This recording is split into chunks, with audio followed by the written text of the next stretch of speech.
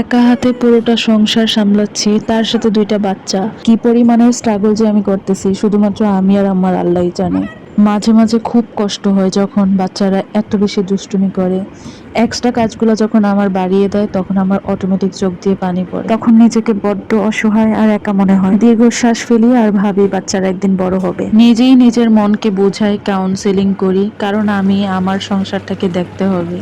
আমি যদি অচল হয়ে যাই তাহলে আমার বাচ্চারা অসহায় হয়ে যাবে। কিছু করার নাই, এটাই নিয়ম। ওদের জায়গায় হয়তো বা আমিও এরকম করেছিলাম, আমাদের মা বাবারও আমাদেরকে নিয়ে এভাবেই কষ্ট করছে। যাই হোক, এইসব বলেই মনকে একটা সান্ত্বনা দিই। সকালে টিফিন রেডি করে আমার জামাইকে দিয়ে দিলাম সবার আগে। আজকে একটু তাড়াহুড়া করছিলাম কারণ একবারে দুপুরে রান্নাটাও করে নিয়েছি সকাল সকাল। কারণ আমার ওই যে সারাদিন একটার পর একটা ঝামেলা লেগেই থাকে, সময় পাই না। এই জন্য সকালবেলা একবারেই চাই যে মানে সারাদিনের রান্না বান্নাটা যেন শেষ হয়ে যায়। ওর জন্য একটু ভাত ভাজি করছিলাম, সেই ভাত ভাজিটা আমি কড়াইতে বসে খেয়ে নিচ্ছি। একটু পটল ভাজি ছিল ওইটা দিয়ে। তারপর আবার ঘরটর গুছিয়ে দেন হচ্ছে আমি ঘরটর মুছে নিচ্ছি। আপনারা হয়তো বা কিছুদিন যাবত দেখতে পাচ্ছেন আমি সব কিছু করতেছি একা হাতে, কারণ হঠাৎ করেই আমার কাজের বুয়াটা চলে গেছে।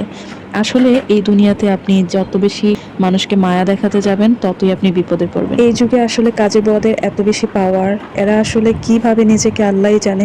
এরা মনে করে আমরা এদের ছাড়া একেবারেই অচল। যতই অপরিষ্কার করে কাজ করুক কিছু বলাও যাবে না, বললেই একটা হুমকি দিবে যে কাজ ছেড়ে দিব। সত্যি সত্যি তাই করব।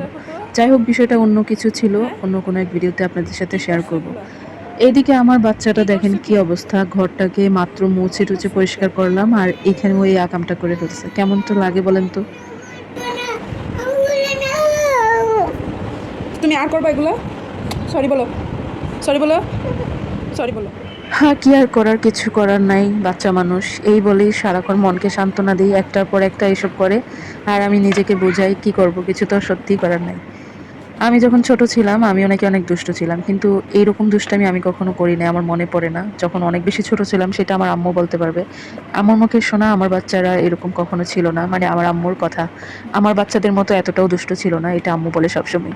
আজকে রুটির আটাটা খুব সুন্দর করে আমি সিদ্ধ করে রাখছিলাম, ভাবছিলাম যে ঘরটর মুছে তারপরে এসে আমি রুটিগুলো বানাবো।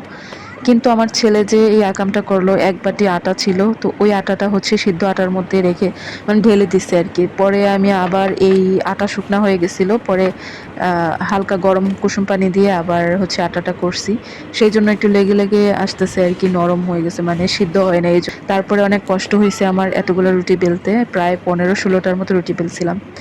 তো এরপরে আমার মেয়ে চলে আসছে, ওকে একটা রুটি এরকম করে ডিম ভিতরে দিয়ে তারপরে চিজ ভরে তারপরে হচ্ছে বাটার দিয়ে অনেক সুন্দর করে একটা পরোটা বানিয়ে দিছি। এটা অনেক পছন্দ করে, এই জন্য মাঝে মাঝে বানাই। মাঝে মধ্যে ভীষণ একা ফিল হয়, মনে হয় একটু সাপোর্ট দরকার ছিল আমার। যাই হোক, যার কেউ নাই তার জন্য আল্লাহ আছে, কথায় আছে না। এই পর্যন্ত যারা সঙ্গে ছিলেন সবাইকে অনেক ধন্যবাদ। আজকের ভিডিওটা এখানেই শেষ করছি, ভালো থাকেন, আল্লাহ হাফিজ।